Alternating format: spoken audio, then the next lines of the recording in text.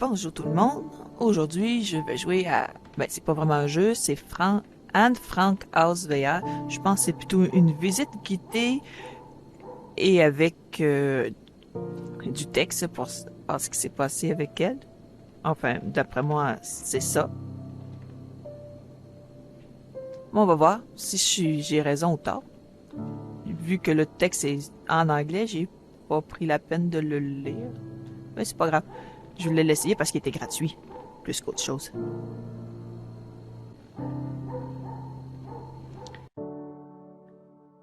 Anne Frank est née le 12 juin 1929 à Francfort, en Allemagne. OK. Elle est la deuxième fille d'un couple juif, Otto et Edith Frank.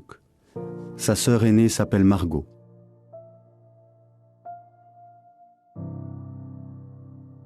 D'accord. En 1933, alors qu'Anne a 3 ans, Adolf Hitler et son parti nazi prennent le pouvoir en Allemagne. Ils répandent des sentiments antisémites dans la société et s'en servent pour accuser les juifs de tous les maux qui secouent l'Allemagne. Avec leurs lois, les nazis classent rapidement les juifs en citoyens de seconde zone.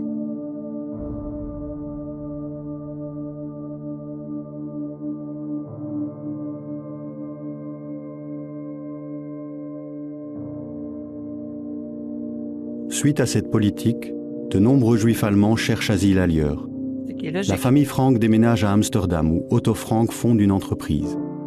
La famille s'y sent chez elle et mène une vie normale pendant quelques années.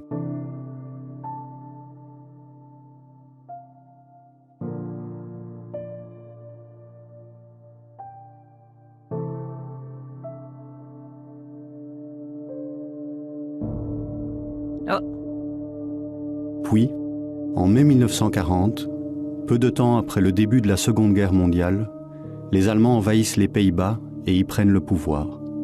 Il ne faudra pas longtemps à l'occupant pour isoler les Juifs.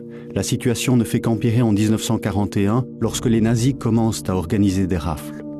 Les hommes juifs sont arrêtés et dirigés vers les camps de concentration de l'Allemagne nazie. ouais. OK. Fait que ça va être terrible.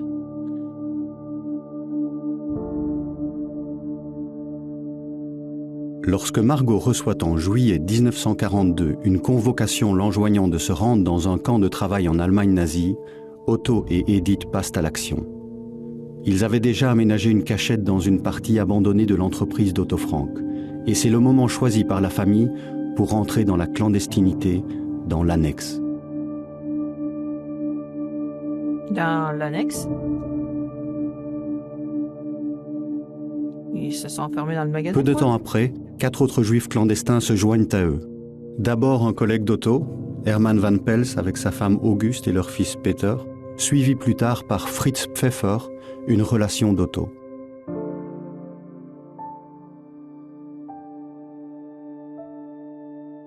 Pendant plus de 2 ans, ces 8 personnes vont partager leurs joies et leurs peines dans la petite cachette, avec chaque jour la peur au ventre d'être découverts.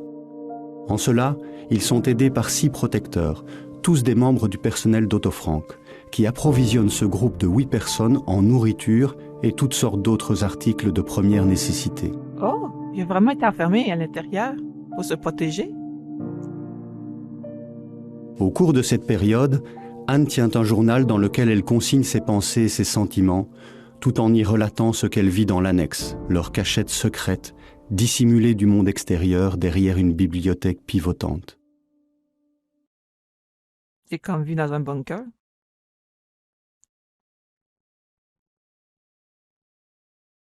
Sauf qu'un bunker, tu mets beaucoup de nourriture dedans habituellement pour rester très longtemps à l'intérieur. Hmm. Bon. D'ailleurs, je me demande quelle taille ça fait un bunker pour de vrai. À moins que je me trompe de nom. Bon, peu importe. Ah, donc, si je comprends bien, on va visiter leur cachette alors. Ils ont vécu combien de temps comme ça?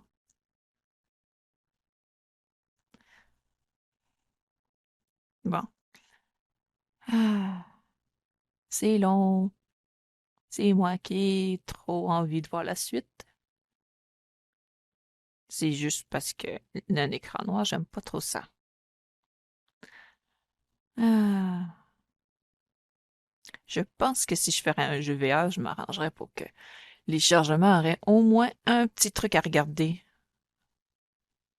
Je sais pas, un petit personnage qui danse. Ça serait amusant pendant pas 5 minutes, mais ça serait amusant de regarder au moins un truc. Parce que là, pour l'instant, c'est sombre pas mal. Ah, Ah, ok. Je vais juste regarder un peu. C'est une petite pièce avec un escalier. D'accord. Allons ici, puisque c'est ça qu'il nous demande, la vérité. Oh, D'innombrables amis et relations sont partis pour une terrible destination. Soir après soir, les voitures vertes ou grises de l'armée passent. Ils sonnent à chaque porte et demandent s'il y a des juifs dans la maison. Si oui, toute la famille doit les suivre immédiatement. Sinon, ils poursuivent leur chemin. Personne ne peut se soustraire à son sort, à moins de se cacher.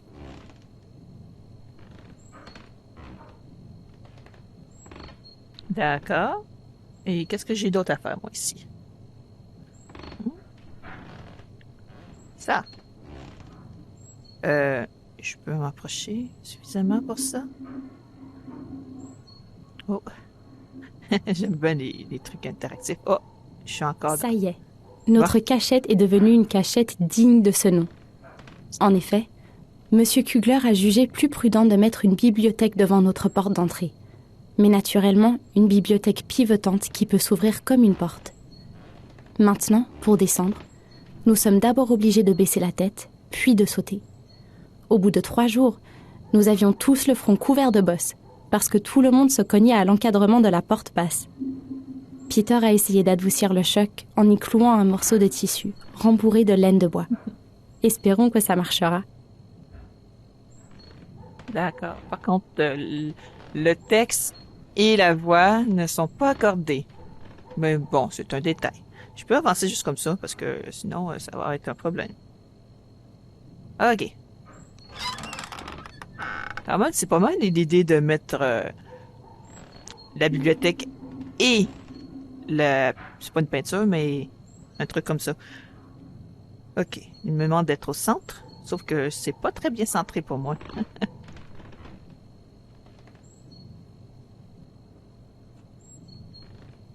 On va m'installer ici. Faut que je m'éloigne du bord.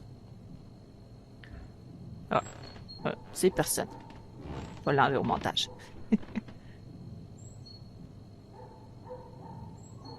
Faudrait que j'y pense. À l'enlever au montage. J'ai pas pensé qu'il mettrait... je sais pas comment enlever ça. Mais bon, c'est pas grave. Toujours aussi sombre. Tant du bruit. Pas moi, mais j'attends mon chien qui jappe bien sûr, là, mais c'est autre chose. Ça vient de... Oh! Ok, on est où là?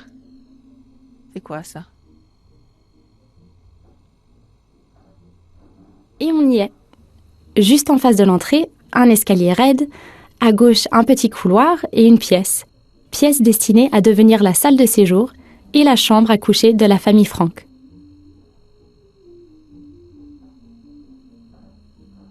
D'accord. C'est quand même cool ça. Autre chose?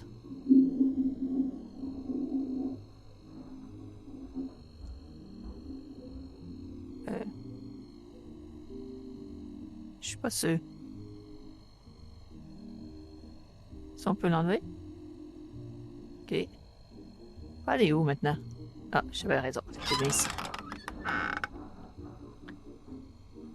Non, il veut que je m'installe là. Mais je vais m'installer ici.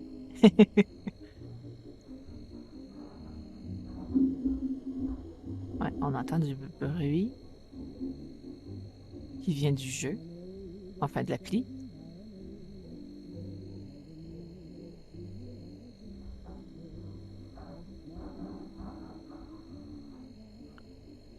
Le temps de chargement, il est pas si long qu'il aurait pu. Au début, ça l'était, mais c'est pas si long que ça.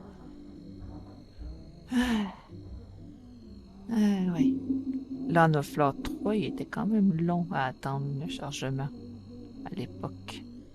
Mais j'aimais bien voir la petite épée sortir de son fourreau. Je trouvais ça amusant à regarder. Et c'était ça le truc de chargement. Je me demande si on peut encore faire ça de nos jours. Des petites animations comme ça lors du chargement. Avec un beau dessin. Oups, c'est vrai. Ou une photo. Ça pourrait être cool.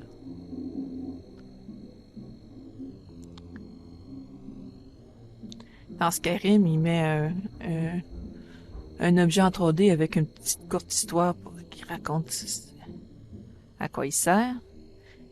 Je trouve que c'était une excellente idée parce que je trouve ça long à attendre avec un écran noir. D'ailleurs, je me demande... Ah, c'est vrai. Ça fait mal aux yeux, ça. Ah, il y a toujours un écran noir. D'accord. Bon. Ah. Oh, Évidemment, okay, ça bug un nous peu. n'avons pas le droit de regarder par la fenêtre ou de sortir. Dans la journée, nous sommes constamment obligés de marcher sur la pointe des pieds et de parler tout bas, parce qu'il ne faut pas qu'on nous entende de l'entrepôt.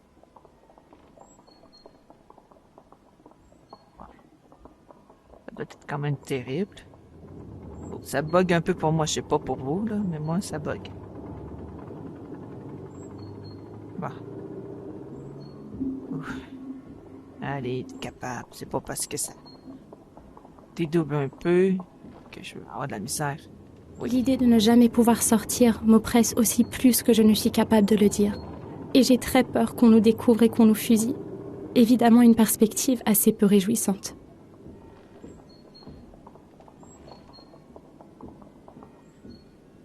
D'accord. Autre chose à faire ici? On peut prendre des objets? Ah, non. Ouf.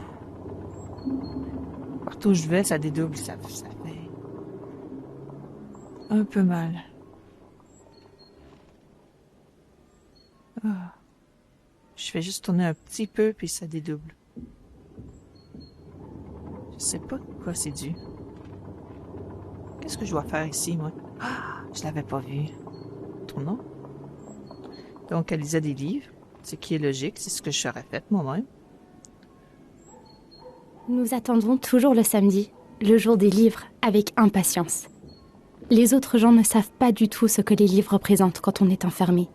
La lecture, l'étude et la radio. Voilà nos seules distractions. De nos jours, on a l'Internet, par contre. Ça l'aide plus.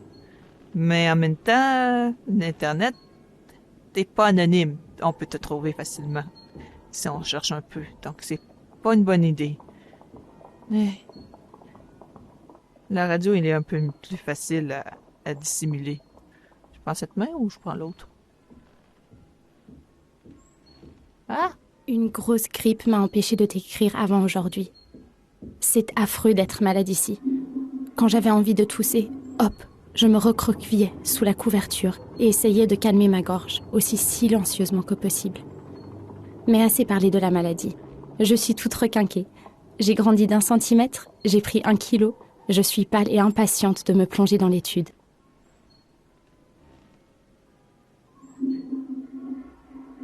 D'accord. Quelle autre chose que je vois? Ah, ici.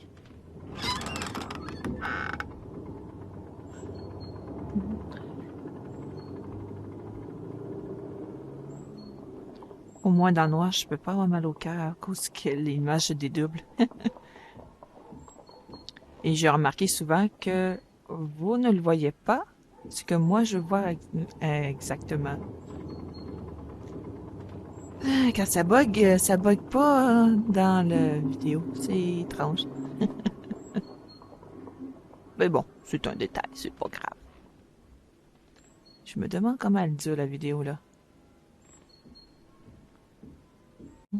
Ah. On n'est pas dans la même pièce là, c'est vrai.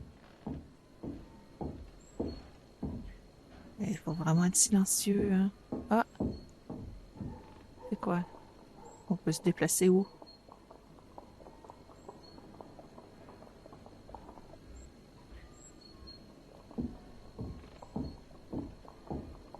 C'est la seule chose que je peux interagir. Quand j'écris, je me débarrasse de tout. Mon chagrin disparaît, mon courage renaît. Mais voilà la question capitale. Serais-je jamais capable d'écrire quelque chose de grand? Deviendrai-je jamais journaliste et écrivain? Je l'espère, oh je l'espère tellement. Car en écrivant, je peux tout consigner. Mes pensées, mes idéaux et les fruits de mon imagination.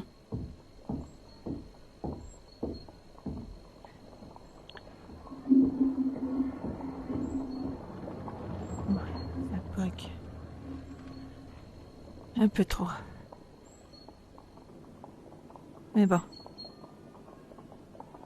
Depuis hier soir, j'ai trouvé une nouvelle distraction. Lorgner les pièces éclairées des voisins avec des jumelles puissantes.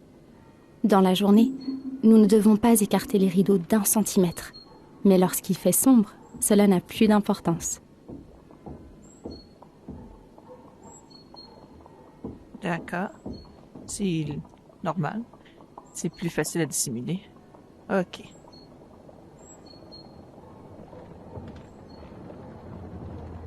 Ils ont l'air d'évincer. Tout mon espoir se reporte après la guerre. J'aimerais aller passer 1 an à Paris et 1 an à Londres pour apprendre la langue et étudier l'histoire de l'art. Et une noble cause. Bon, quelle autre chose qu'on peut voir? Oh. À chaque fois que je bouge, ça dédouble, c'est fatigant. Pourquoi ça s'est éteint?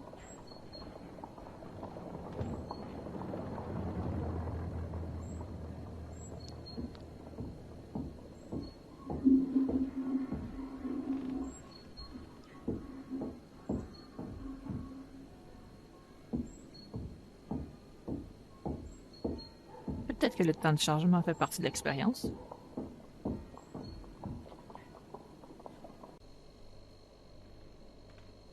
Ok. Y a-t-il des trucs? Ça n'a pas l'air.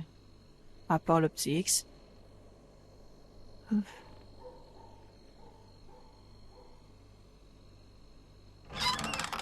Ah, comme ça. Encore un autre chargement. Il y a un petit peu trop de chargement.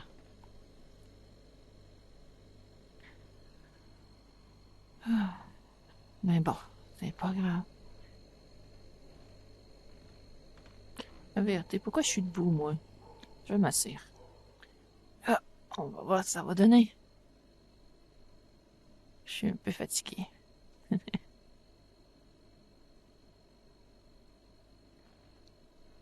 Enfin, je suis un peu tannée de rester debout. C'est surtout ça. C'est pas la fatigue, c'est juste que je suis tannée. Ah.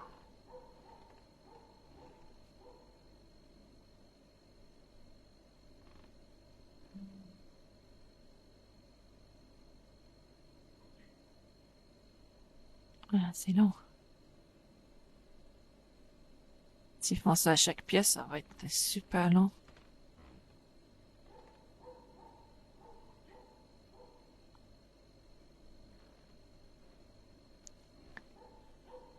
On va aller déposer mes manettes à terre. Ah. Il est frais, le roseau, peut-être à moitié dans l'eau. Et où est-ce que je suis? Ah! Margot et maman sont inquiètes. Chut, papa! Attention, Otto, chut! Il est 8h30. Viens, tu ne dois plus faire couler d'eau. Ne fais pas de bruit en marchant. Ces diverses exclamations s'adressent à papa dans la salle de bain. À 8h30 sonnantes, il doit se trouver dans le séjour. Plus une goutte d'eau. Plus question d'aller aux toilettes. Plus un pas. Le silence total. Quand le personnel du bureau n'est pas encore arrivé, on entend tout à l'entrepôt. Ah? On va me lever, j'ai pas le choix, là. Ah. Ah, ok. Bon, juste... Oui. peu.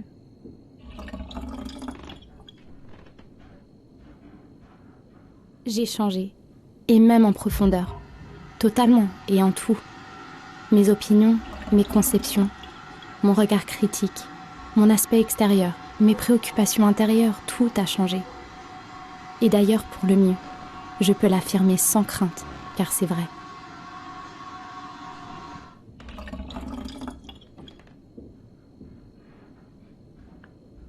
Ah. C'est ça qui ressemble à la toilette. Oh, peut-être.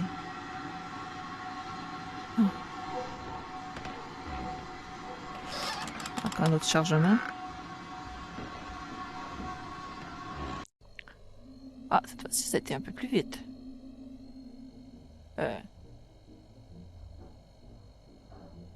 Quand, en haut de l'escalier, on ouvre la porte, on est surpris de trouver dans cette vieille bâtisse une pièce aussi grande, claire et spacieuse.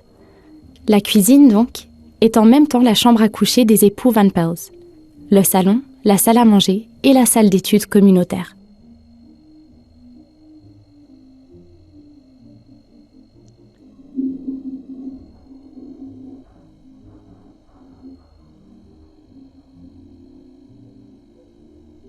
Là, on va en haut.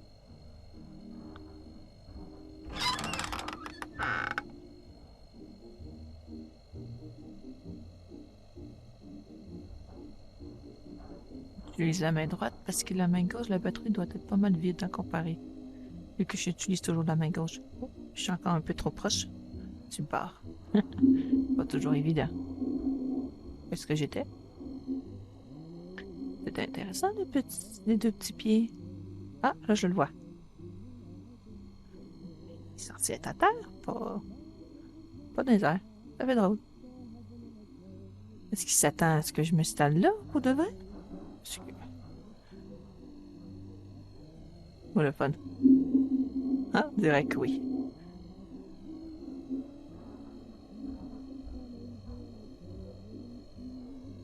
Si je m'installe ici, je vais avoir des problèmes. C'est pour ça que je m'installe plus loin.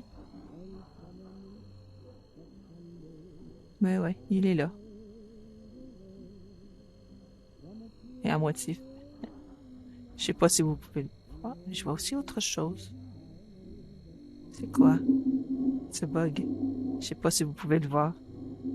Mais il y a deux lignes noires maintenant. À travers devant le panneau pour les deux pieds que c'est censé être à terre. C'est étrange. Ah. Hop là, je m'installe à terre.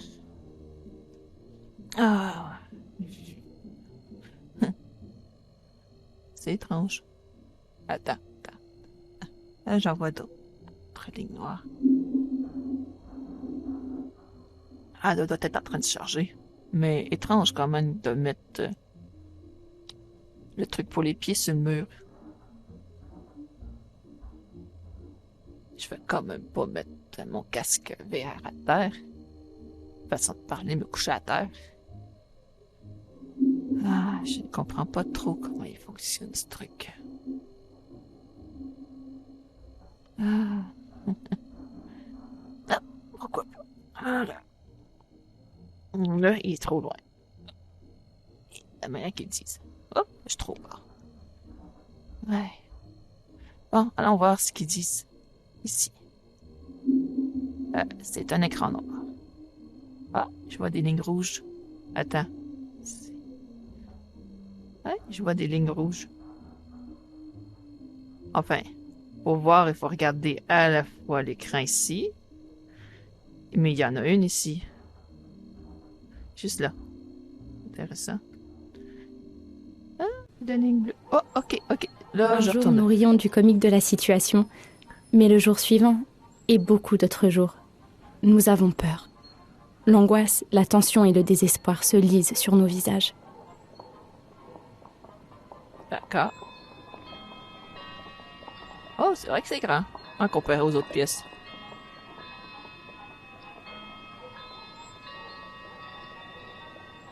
Bon, je serais mieux de me lever. Est-ce qu'il doit y avoir des trucs à faire ici? Ah! là-bas. Donc, hop, la radio. Oups. This is D-Day, a dit la radio anglaise à midi. Et en effet, this is the day. Le débarquement a commencé. Débarquement? L'annexe est en émoi. La libération tant attendue approche-t-elle enfin? Cette libération dont on a tant parlé, mais qui est encore trop belle, trop miraculeuse pour devenir un jour réalité. Cette année, l'année 1944, va-t-elle nous offrir la victoire? Nous n'en savons toujours rien pour l'instant, mais l'espoir nous fait vivre, il nous redonne courage, il nous redonne de la force.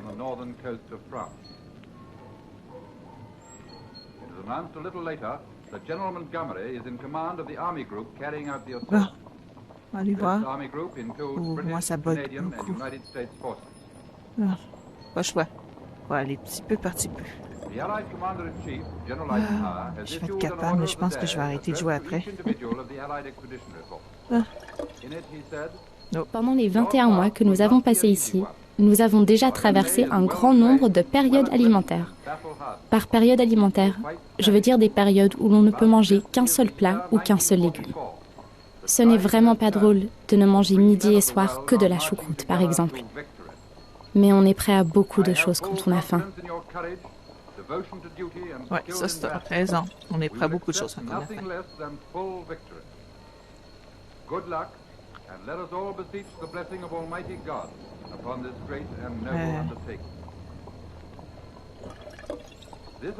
Quoi d'autre?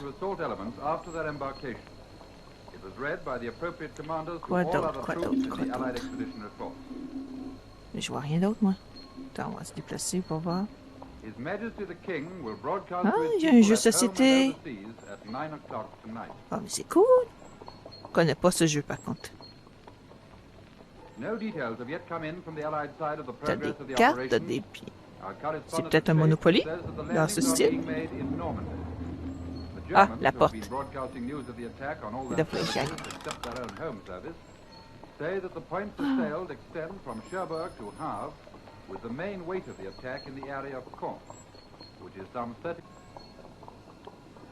Désolé si je mets ça, c'est juste que ça m'aide à avoir moins mal au cœur, puisque ça bouge pas. Quand je bouge la tête. Il fait noir et j'aime bien voir quelque chose quand il fait noir.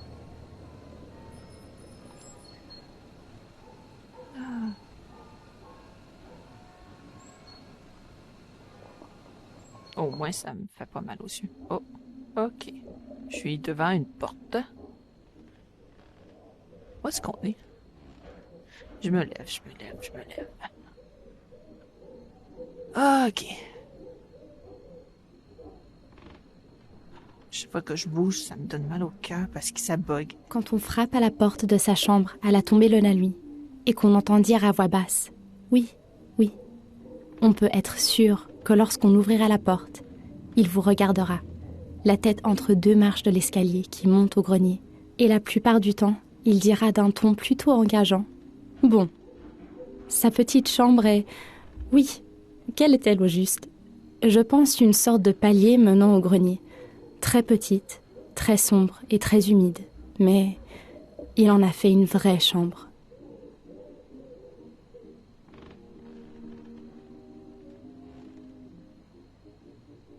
Ouais, c'est une vraie chambre. Allez ici.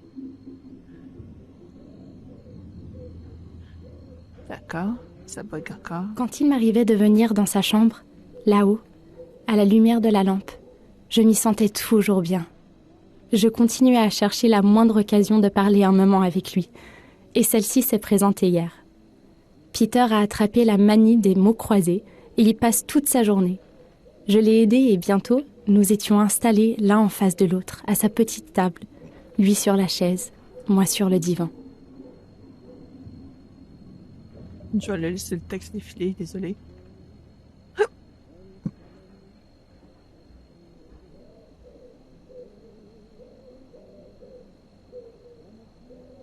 Crois-tu que papa et maman approuveraient que j'embrasse un garçon sur un divan? Un garçon de 17 ans et demi avec une fille de près de 15 ans? À vrai dire, je crois que non. Mais dans cette affaire, je ne peux m'en remettre qu'à moi-même. Je me sens tellement calme, tellement en sécurité à être là dans ses bras et à rêver. C'est si excitant de sentir sa joue contre la mienne.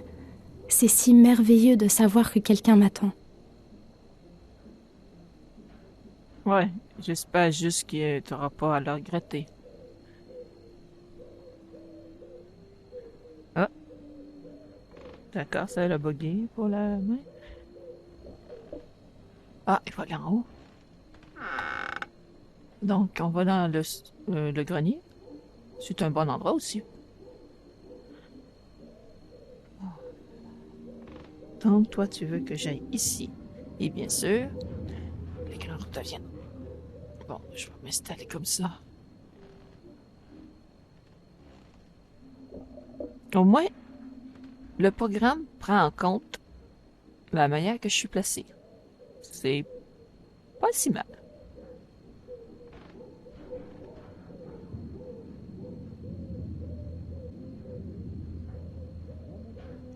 Non, pas celui-là.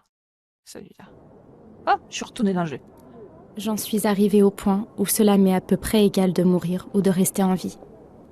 Le monde continuera de tourner sans moi. Et de toute façon, je ne peux rien contre les événements actuels.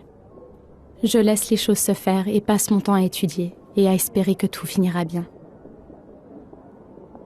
D'accord. Ouf.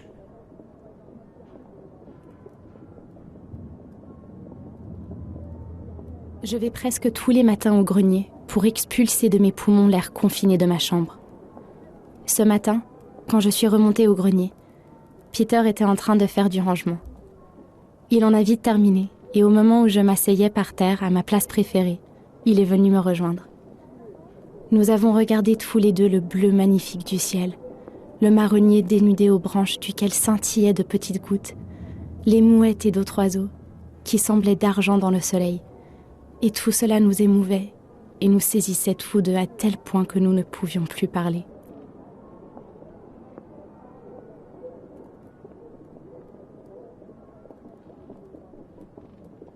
D'accord. Donc, je vais aller ici. Ça bug toujours un peu. Voilà la difficulté de notre époque. Les idéaux, les rêves, les beaux espoirs n'ont pas plutôt fait leur apparition qu'ils sont déjà touchés par l'atroce réalité et totalement ravagés. C'est un vrai miracle que je n'ai pas abandonné tous mes espoirs, car ils semblent absurdes et irréalisables. Néanmoins, je les garde car, malgré tout, je crois encore en la bonté innée des hommes. Il m'est absolument impossible de tout construire sur une base de mort, de misère et de confusion. Je vois comment le monde se transforme lentement en un désert. J'entends plus fort, toujours plus fort, le grondement du tonnerre qui approche et nous tuera, nous aussi. Je ressens la souffrance de millions de personnes et pourtant, quand je regarde le ciel, je pense que tout finira par s'arranger, que toute cette cruauté aura une fin, que le calme et la paix reviendront régner sur le monde. En attendant, je dois garder mes pensées à l'abri. Qui sait, peut-être trouveront-elles une application dans les temps à venir.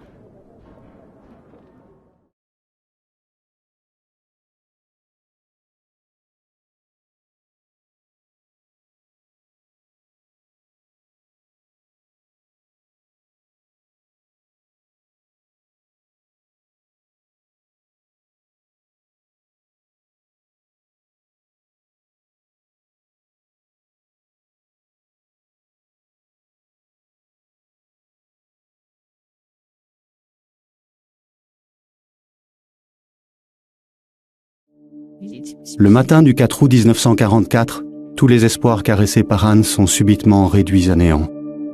Des agents de police font irruption dans l'annexe et arrêtent les clandestins. Triste. On va se aller un peu plus par là. Hop. Oh, Le groupe est déporté à Auschwitz, où les hommes et les femmes sont séparés dès leur arrivée. Au bout de 2 mois, Anne et sa sœur Margot sont transférées au camp de Bergen-Belsen. Les conditions de vie y sont épouvantables, et en février 1945, Margot et Anne y rendent l'âme, suite à la maladie et à l'épuisement. C'est triste. et ce, seulement 2 mois avant la libération du camp. 2 mois, il aurait pu tenir 2 mois de plus. Ils auraient été sortis. Des 8 clandestins, seul Otto Frank survit au camp de concentration. En se rendant à l'annexe dès son retour à Amsterdam, il constate que celle-ci a été vidée. Après l'arrestation, Miep avait quand même mis en lieu sûr la plupart des écrits d'Anne. Lorsqu'Otto apprend la mort d'Anne, son journal lui est restitué. Il y découvre qu'Anne souhaitait publier son journal et il décide d'exaucer son vœu. En 1947 paraît la première édition du livre en néerlandais, intitulé « L'Annexe ». Cette œuvre, traduite en plus de 70 langues au fil du temps, deviendra l'un des livres les plus lus au monde.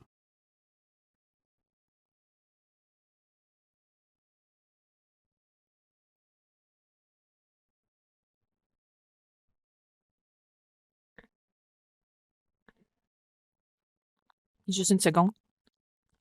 Je suis une pleureuse, désolée. Ah. Ah, on dirait que c'est fini. Mais la vérité, c'est vrai.